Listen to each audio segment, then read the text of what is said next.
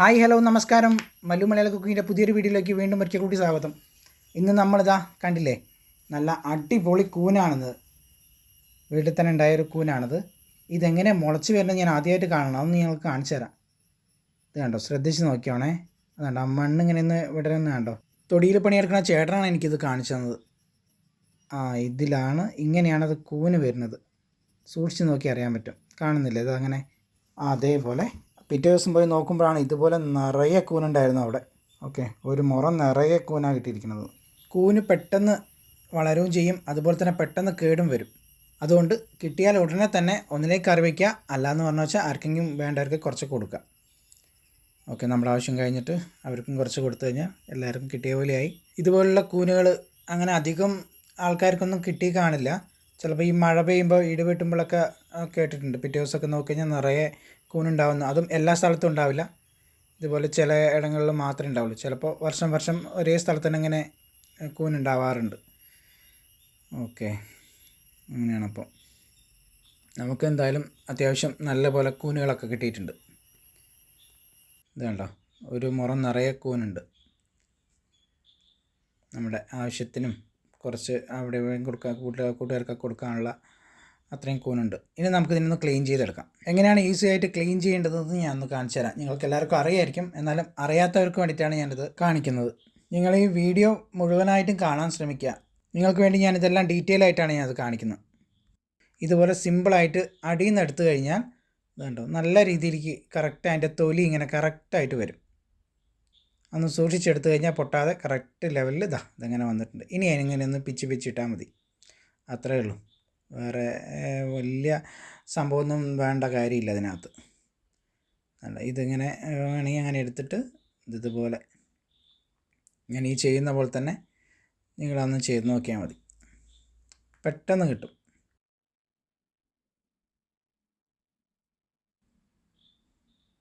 കത്തിയും കൊണ്ട് വേണമെങ്കിൽ ഇതുപോലെ കത്തിയും കൊണ്ടും ചെയ്യാം.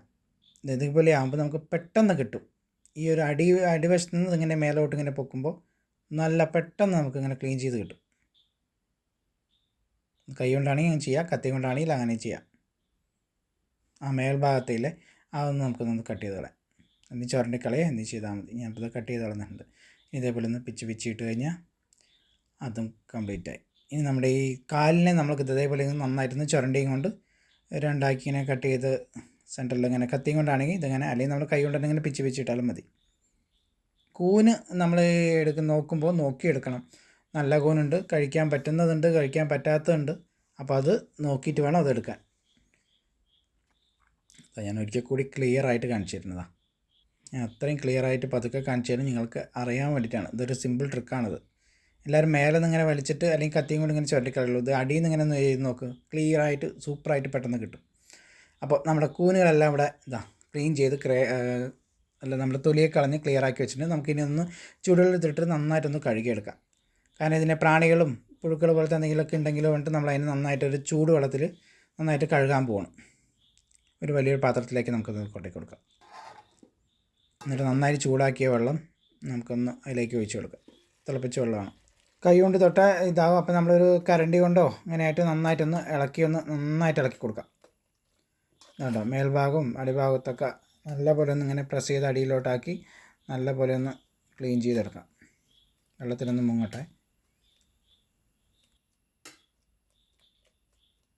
കാരണം ചെളിയും മണ്ണൊക്കെ ഉണ്ടാകും. നന്നായിട്ട് കഴുകിയാലും കുഴപ്പമില്ല. ഓക്കെ, 2-3-4 തവണയൊക്കെ കഴുകിയാലും നല്ലത് തന്നെയാണ്. മണ്ണിൻ്റെ അടിയിൽ നിന്നൊക്കെ വരുന്നതല്ലേ.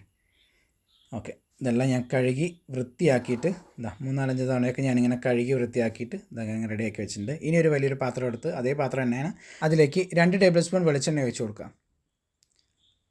ചൂടായ വെളിച്ചെണ്ണയിലേക്ക് 1/2 ടീസ്പൂൺ കടുക് ഇട്ട് കൊടുക്കുക. കടുക് നന്നായിട്ടൊന്ന് പൊട്ടട്ടെ. അതിലേക്ക് കുറച്ച് കറിവേപ്പില ഇട്ട് കൊടുക്കാം. അത് ഏകദേശം നന്നായിട്ടൊന്ന് പൊട്ടി വന്നിട്ടുണ്ട്. ഇനി നമ്മൾ ചെറിയ ഉള്ളിയാണ് ക്ലീൻ ചെയ്ത് വെച്ചിരിക്കുന്നത്, അന്നിട്ട് കൊടുക്കാം. ഏകദേശം ഒരു 40ഓളം ചെറിയുള്ളിയാണ് ഞാനിവിടെ ക്ലീൻ ചെയ്ത് വെച്ചിരിക്കുന്നത്, അതിട്ട് കൊടുത്തിട്ടുണ്ട്. പിന്നെ ഒരു 5 പച്ചമുളക് ചെറുതായിട്ട് കട്ട് ചെയ്ത്, പിന്നെ 1/2 ടീസ്പൂൺ ഉപ്പ്. ഇതെല്ലാം കൂടി ഒന്ന് നന്നായിട്ടൊന്ന് ഇളക്കി കൊടുക്കാം. നമ്മുടെ ചെറിയുള്ളി നല്ല പോലെ ഒന്ന് കളർ മാറുന്ന രീതിക്ക് നന്നായിട്ടൊന്ന് ഇളക്കി കൊടുക്കാം. ഏകദേശം ഇപ്പോൾ റെഡി ആയിട്ടുണ്ട്. ഇത്രയും മതി.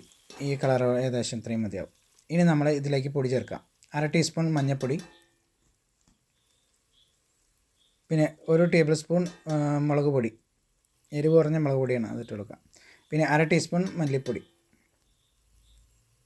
പിന്നെ ഒരു 1/2 ടീസ്പൂൺ ഗരം മസാല. ഓക്കെ, ഇത്രയും മതി. ഇനി ഇത് നന്നായിട്ടൊന്ന് ഇളക്കി കൊടുക്കാം. നമ്മൾ നേരത്തെ എപ്പോഴും പറയാറുള്ള പോലെ തന്നെ ഇതിൻ്റെ പച്ചമണം മാറുന്ന വരയ്ക്ക് നല്ലപോലെ ഒന്ന് ഇളക്കി കൊടുക്കുക.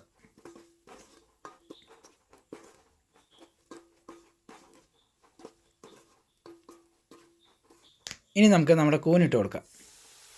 നമ്മൾ ക്ലിയറാക്കി വെച്ചാൽ കൂന് നമ്മളിട്ട് കൊടുത്തിട്ടുണ്ട്. ഓക്കെ, നന്നായിട്ടൊന്ന് ഇളക്കി യോജിപ്പിക്കാം. നമ്മുടെ മസാലയൊക്കെ അതിലേക്ക് നന്നായിട്ടൊന്ന് പിടിക്കുന്ന രീതിക്ക് നന്നായിട്ടൊന്ന് ഇളക്കി കൊടുക്കാം.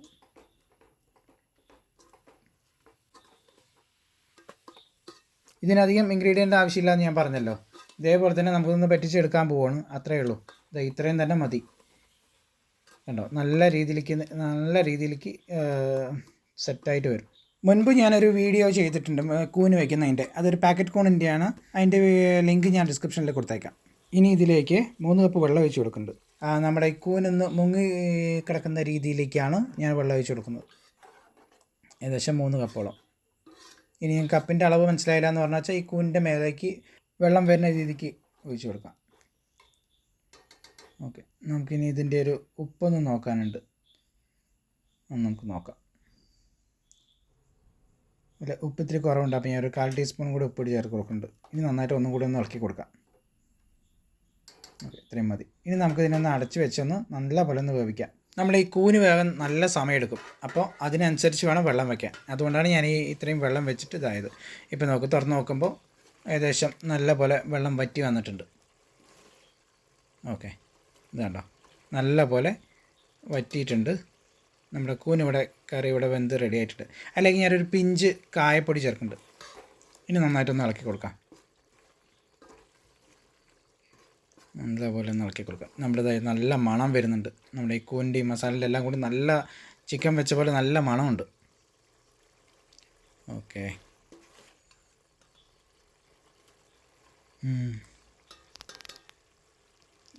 ഇനി നമുക്കിതിലേക്ക് ഒരു പച്ച വെളിച്ചെണ്ണ കുറച്ച് ഒഴിച്ച് കൊടുക്കാനുണ്ട്. ഞാൻ ഒരു ടേബിൾ സ്പൂണോളം പച്ച വെളിച്ചെണ്ണ ഒഴിച്ച് കൊടുത്ത് ഇനിയിപ്പോൾ കറിവേപ്പിലയും കൂടി മേളിൽ നിന്ന് ഇട്ട് കൊടുത്തിട്ടുണ്ട്.